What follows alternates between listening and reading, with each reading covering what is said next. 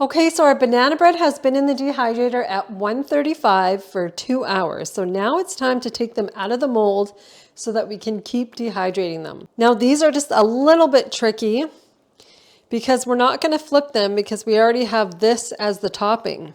So now what we're going to do is we're just going to start taking it away from the edges like this. And you can get a knife.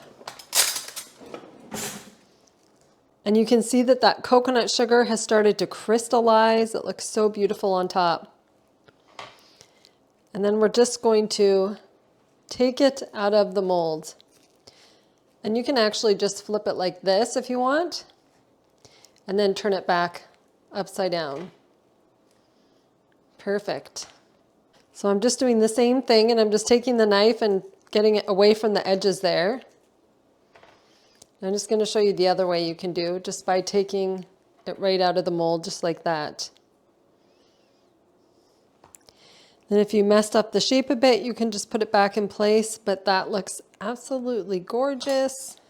Okay, so now that these are out of the molds, we're going to put them back in the dehydrator for another 2 hours because we want them to get crispy on the outside before we slice them. And then we'll come back and I'll show you what to do next.